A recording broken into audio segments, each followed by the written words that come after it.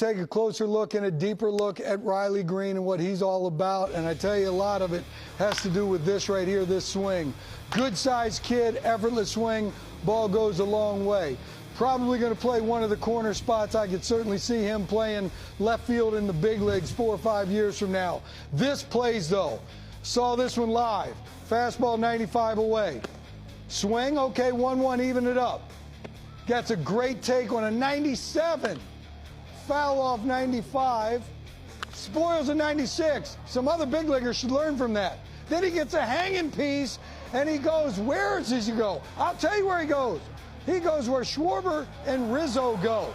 Here's a guy after his junior year in high school, wooden bat, big league ballpark like Wrigley, and he goes up there. The draft is about projection.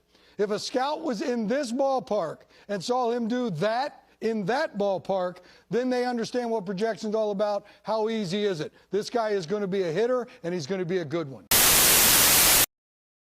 It really is a lot of different things. It's excitement, it's a little nervous, it's a little stress, all kind of combined in one. But it's always it ends up being a fun day when you get the player and we're moving on to the other picks. You're very excited. There's a lot of things happen. There's competition. There's a lot on the line, and as every organization is trying to add talent, that's where we're at, and it's really a big day for the scouts. The Detroit Tigers select Riley Greene, an outfielder from Haggerty High School in Oviedo, Florida.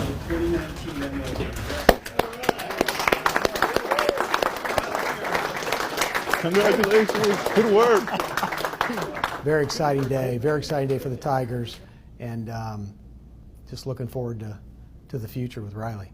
Riley. Hey. This is Scott Pleiss with the Tigers. How are you? Good. How are you? I'm doing great. Hey, I just want to congratulate you. We just took you 5 overall, and welcome to the Tiger organization, and we're happy to have you. Thank you. I'm very excited. Thank you. That's awesome. Well, I know you got a party there, and I hear everybody in the background, so I'm going to go ahead and let you go and enjoy that, and I'll touch base with you later, okay? Okay, sounds good. All right, thanks, Riley. You got it, buddy. It's an exceptional hit tool. I basically graded his bat and power out equally, and both are easily plus. But he's going to impact the baseball, and he's going to impact the game offensively. It worked out with Riley. We got a bat. We got a left-hand bat. Best high school bat in the country, I thought. Power, left-handed, field ahead, use the field. Good athlete, going to play in center field, can run, can throw, he can play the complete game, plus makeup. Just really excited about all the things that he's going to bring to the Tigers. We have probably better information on him than we've had in almost any player we've ever drafted. So that's how comfortable we are with him. As far as off the field, the makeup is off the charts. The guy's disciplined. The guy is committed. I mean, he's determined to become one of the best players in Major League Baseball. We're well aware of our needs. You know, we're well aware of our strengths in the minor leagues, which is pitching, obviously. We have a few hitters that we like a lot, and we have a few that we're hoping to come along. But coming into this draft, you know, we wanted to, you know, give it an energy boost of position players that out of that bunch, you know, we should be able to come up with some good hitters, some guys that can help us, you know, in the near future. At the end of the day, we took the players that we felt were can hit, that, you know, that positions really wasn't an issue as far as where they played, but more of, you know, their hitting ability.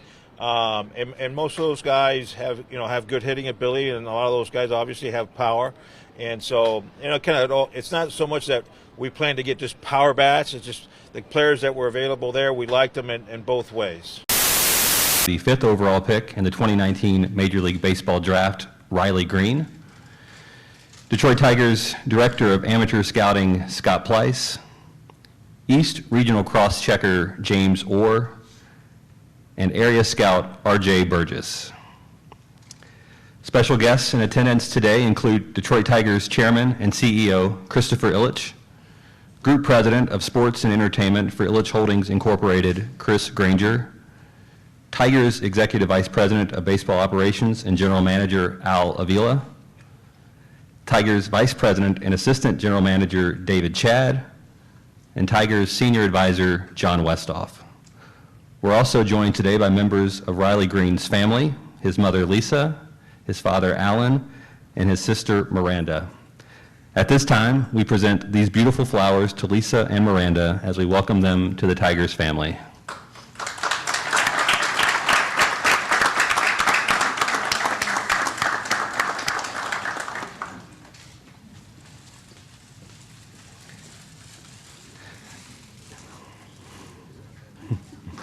Now we'd like to have Scott Pleiss, James Orr, and R.J. Burgess make a special presentation to Riley.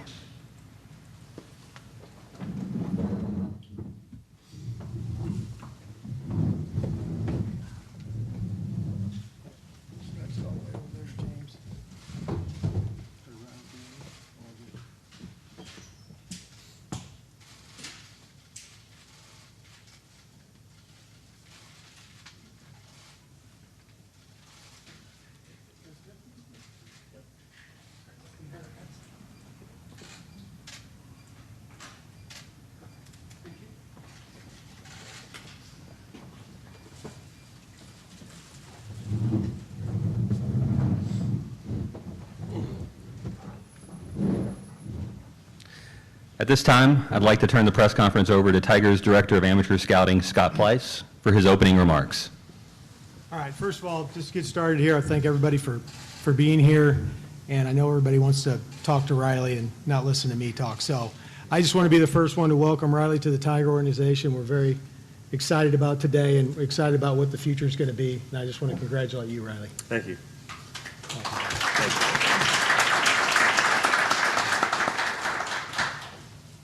At this time, we'll open it up to questions from the media. We have mics on either side of the room. Please raise your hand and we'll get a microphone to you. Please identify yourself and your affiliation before asking your question. Chris? Chris McCoskey from the Detroit News. Welcome to Detroit, Riley. First question is, have you had a chance to look out there at center field, and do you still want to play center field here? Well, to start off, I'd like to thank the Ilitch family for this amazing opportunity, and I'm excited to be a Tiger. And yes, I would love to stay in center field. I've been working on the speed and everything, and everyone's saying I need to get faster, so I've been working on it, and hopefully I'll be able to stay there. What are your overall first impressions? I don't know if you had a chance to see any of the players or walk around the clubhouse at all. What is your first impression of this place? Well, I haven't been able to do any of that stuff yet. I think we're getting to that a little later, but I mean, just seeing the stadium, walking on the concourse and everything, it's just amazing. I'm very excited to get started.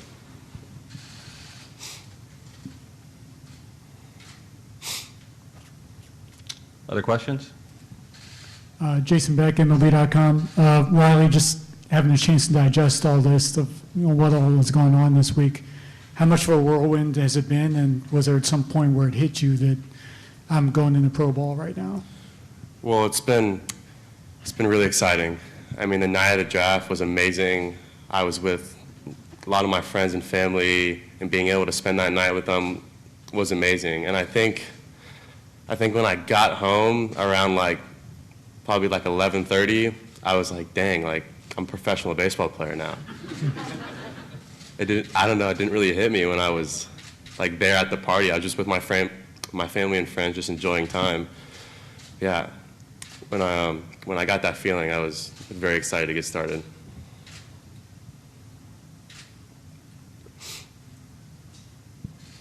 I guess this is for James or RJ. Has it come together like this? Is this really rare, the way, if you've known him for so long, you knew who he was, you knew his family, you had all that history? How rare is this to actually have that guy fall to you in a spot that you need a hitter that you needed? Right. First time in my scouting career. Never gotten to know a player as well as Riley. Never been around a player as much as Riley. Definitely a very unique experience, and truly it's been a blessing, really. I think high school players you don't always have, a multi-year track record with, and I think Riley is exceptional in that regard. He's a guy we invited to come work out for us, as an underclassman. So this is a guy we've been following for a long time, and I would say it's definitely unique, the relationship we've been able to build, certainly. Yeah. Brad? Hey, Riley. Everyone here in Detroit is fully aware of the rebuild situation here. As a baseball player and a fan of the game, what's your goal for getting and getting to the big leagues and playing for the Tigers? How many years away do you see yourself? So my goal, I mean, I'm going to go out there and just try my best every day. I'm going to give it my all. I mean, the Tiger community is a great community, and the people in it are amazing too. The coaches and the staff and everything are amazing, and if I'm going to do it for someone, it's going to be for them because they give me the opportunity to do it. And I mean, hopefully I'm there in a few years, but if not, I'm going to keep going and try my best. Jeff? Riley, Jeff Seidel from the Free Press. As I understand it, you're going to be able to take some BP today, and I wondered what are your thoughts about that? And So hitting BP is probably one of my favorite things to do, like ever. especially on a big league field and this field too. So it's my first time here, so I'm really looking forward to doing it. No pressure? No, I mean I love hitting. I trust myself. So yeah, I'm really excited to get on the field and hit today. Other questions? If I could ask James, the first time you saw him and RJ, what was he like and how is he different now? Well, he's always been advanced, even at a young age. Never saw him have bad at bats. Never saw him, really scuffle. I mean, all hitters are going to scuffle at some point, but never really saw him scuffle for any extended period of time. He always had, good swings, battled, competed. So even at a very young age, you saw that. And then he's just grown, gotten bigger and stronger and faster, and that would be the biggest thing for me. Yeah, I'd agree with James 100%. I mean, it's been said before, one of the things that really attracted us, and I'm sure many others, to Riley, is the fact that, it's said often in scouting, but he's always hit. Every time we've seen him, he's hit for power, and he's done a lot of things that impress you. So, the primary difference is, just like James said, it's physical maturity, it's gaining and adding strength, and those are all the type of things you want to see as a guy is developing. Jason? Riley, now that you're here, I guess the next question is how quickly can you get going? Have you guys talked about where you'll start out, how quickly you'll start out in pro ball? And also I was wondering now, getting into the system, you'll have access to a lot of analytical tools, a lot of tools to work on your swing, work on your stance, a lot of different things. How much of exposure have you had to those things so far, and how much of an adjustment will that be for you to try to take in that information? So I was told I'll be starting out in Lakeland. It's pretty close to my house, actually, and I'll be starting Monday. So when I get home, I'll get all packed up and get ready to go. And I'm very excited to start pro ball. It's a thing I've been wanting to do since I was 4 or 5, and I'm very excited to get started. And I've done like the blast motion, like the diamond kinetics and all that kind of thing. And the K-vest too, that was new to me. That was very new to me. It's a learning experience. I learned a lot. And yeah, I'm looking forward to using it in the future.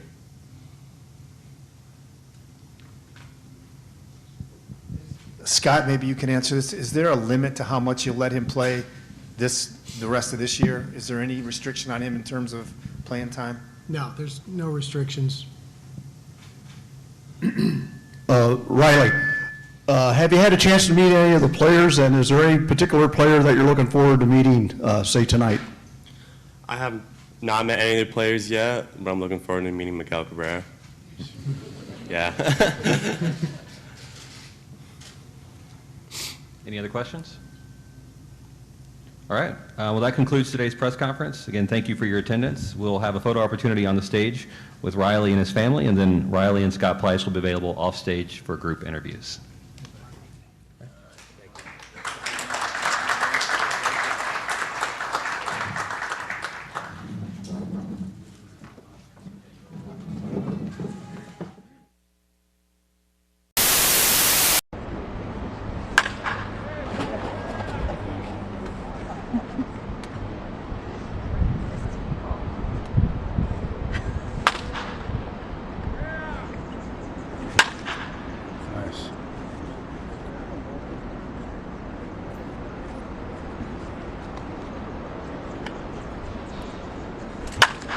He's strong.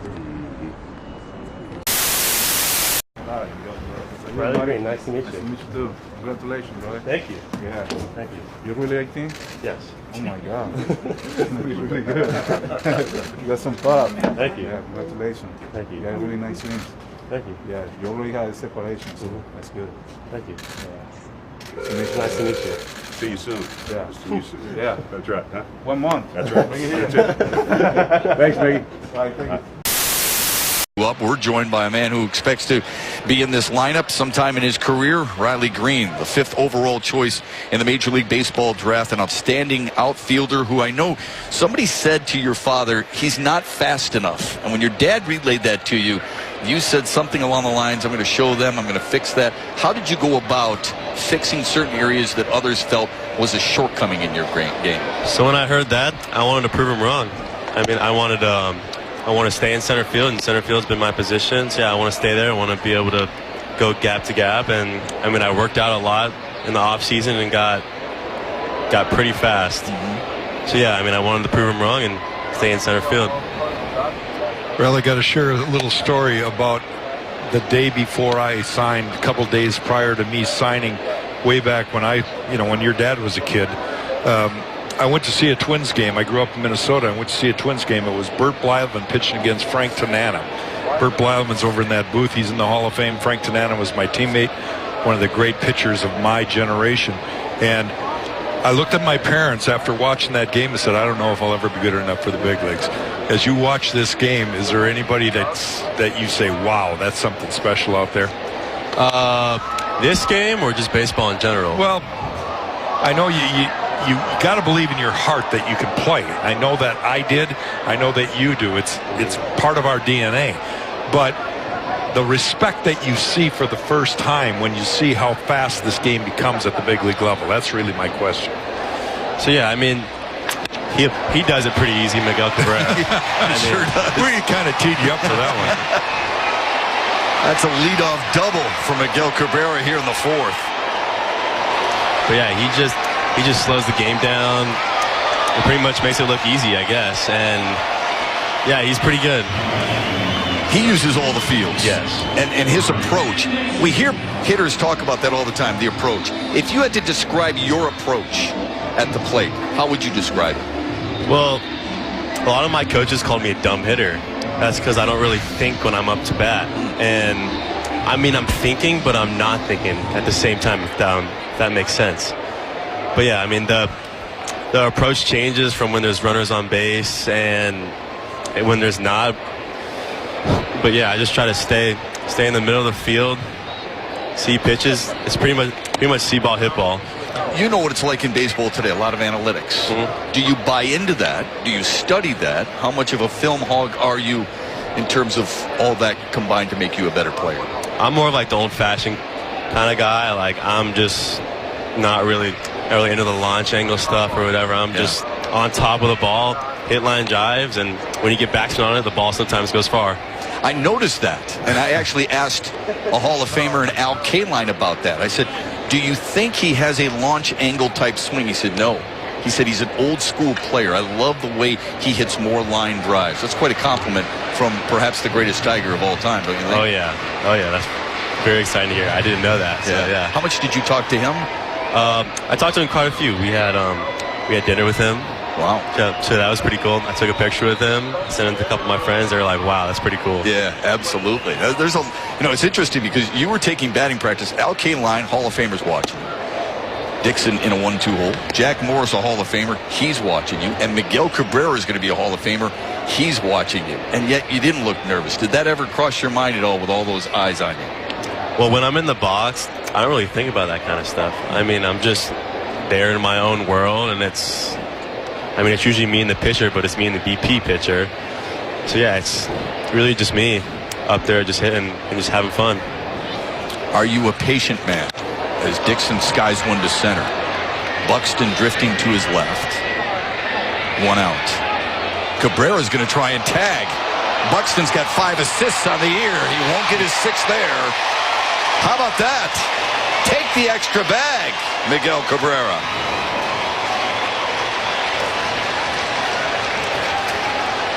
I think Buxton was surprised he went. Don't you, Riley? Oh, yeah, I was surprised, too. Riley, I want you to know that I was watching batting practice, and I don't put a whole lot into small sample size. But I noticed one thing today, that you were able to put the barrel of the bat on the ball almost every swing. And there's a guy in this game right now, he's playing for the Twins. His name's Eddie Rosario, and he's among the league leaders in RBI. And he has that innate ability to put the barrel on the bat. When you call yourself a dumb hitter, there is no such thing. It's just that you're seeing the ball and you have this ability to barrel it up. I got to believe that's part of why you're so good, and the fact that you can spray the ball depending on where the pitch is thrown. Yeah, I really take pride in trying to go backside and just trying to stay up the middle, because if you're just pull happy, that's easy to pitch to. Yeah. So yeah, I just try to see ball, hit ball, and hit it where it's pitched. I started to ask you, are you a patient guy? We know how baseball is. It can take a while to get to this level. What's the mindset for you as you begin the journey? I mean, I'm not really a patient guy. I mean, if there's a pitch there that I'm gonna hit, I'm gonna swing at it. And with these pitchers now, sometimes you only get one pitch to hit, and other times you don't, and it's hard to do. So yeah, I just try to jump on any pitch that's right there.